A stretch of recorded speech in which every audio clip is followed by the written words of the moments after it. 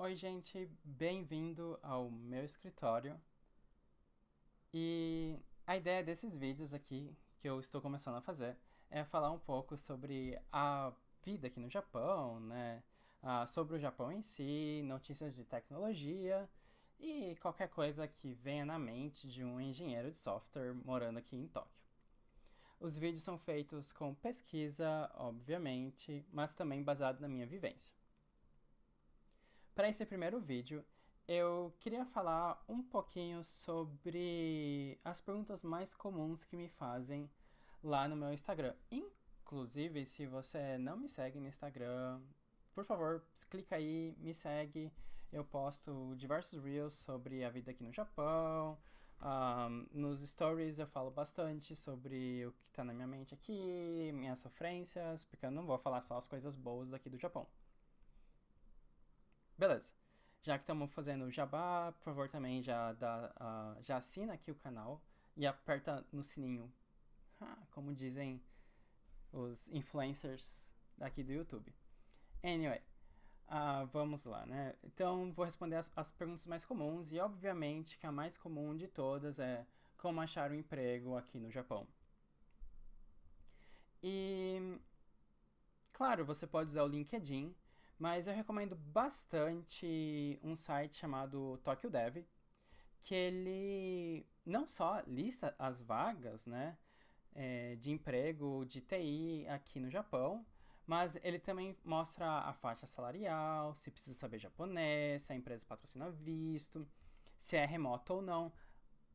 Aliás, remoto ou não, basicamente significa se você pode trabalhar de qualquer lugar do Japão ou se você precisa ir para o escritório. Não é remoto de qualquer lugar do mundo. Tá. A outra pergunta é: precisa saber japonês para trabalhar no Japão? E eu não falo japonês, e eu obviamente estou empregado aqui. Eu só falo inglês e português.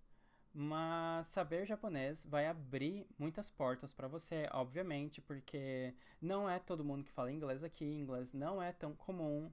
A mesma área de tecnologia, tem muito engenheiro de software por aqui que não fala. E a empresa, no geral, vai ter. Até a minha, que não precisa saber japonês, tem muita documentação que só está em japonês, ou é traduzida automaticamente por inglês, que convenhamos não é ideal. Um, então, saber japonês vai abrir muitas portas para você, até porque também na área de negócios é ainda mais incomum ver pessoas falando inglês. Então, ajuda muito saber japonês. Como é o mercado no geral?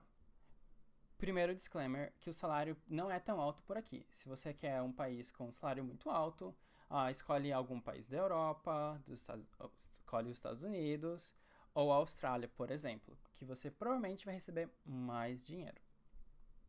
Tá, anyway. Como é o mercado, né? Vamos começar falando do salário. O salário aqui no Japão é normalmente dividido em três partes. O salário base, que é basicamente o salário que você recebe pelas horas trabalhadas normais, né? Suas 40 horas semanais. E eles também pagam todo o mês um certo número de horas extras, tá? E isso é independente de você fazer essas horas extras ou não. Então, se você fez elas, beleza, tudo bem. Se você não fez, não tem problema, o dinheiro vai cair da mesma forma no final do mês. E a terceira parte é o bônus, que geralmente é pago ou duas vezes por ano ou uma vez por ano e depende da sua performance review. Então, eu não contaria tanto assim com ele. E esses salários, eles, de acordo com o Glassdoor, né, eles podem ir de 6 milhões a 11 milhões. Obviamente que tem salários maiores do que isso e menores do que isso. Mas, olhando para o Glassdoor, é melhor você esperar alguma coisa assim. Já que estamos falando do mercado japonês, é muito, muito, muito importante a gente falar sobre as Black Companies. E as Black Companies são basicamente as empresas que exploram de maneira sistemática os seus funcionários. Elas normalmente contratam pessoas jovens e fazem elas trabalharem trocentas horas extras. ah, muitas das vezes de forma ilegal. E também é comum o abuso psicológico nessas empresas, né? O assédio psicológico, né? Então, se você receber alguma proposta para vir para o Japão, vale muito a pena dar uma pesquisada para ver se essa empresa é uma Black Company ou não. Falando, né, de horas extras, né, tem um termo que eu vou falar errado com certeza, que é o karoshi, anyway, que basicamente significa morte de tanto trabalhar, né, e é um termo japonês, né, e vocês conseguem entender que quando existe uma palavra para descrever alguma coisa, muito provavelmente é uma coisa que acontece muito, é uma coisa comum. Então, né, o governo, para evitar esse tipo de coisa, introduziu, né, várias leis trabalhistas, inclusive leis que proíbem mais do que, acho que é 40 ou 45 horas extras por mês. Existem exceções a essa regra, mas no geral é essa regra. E se a empresa é pega, né, fazendo os funcionários trabalharem mais do que essas horas máximas, né, elas podem sim ser multadas e os executivos podem até ser presos. Se eu não me engano, eu acho que precisa passar de 70 a 75 horas extras para acontecer, para os executivos serem presos, etc.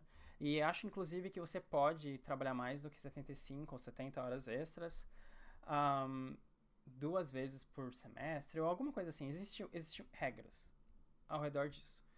Mas, de qualquer forma, no geral, não é se esperado que as pessoas vão trabalhar mais do que as horas extras que elas são pagas, que nem eu tinha explicado antes, né? E eu acho que era isso que eu tinha pra falar. Esse é meu primeiro vídeo aqui, então eu já regravei isso aqui 300 vezes. Toda vez eu erro de uma forma diferente, então desculpem.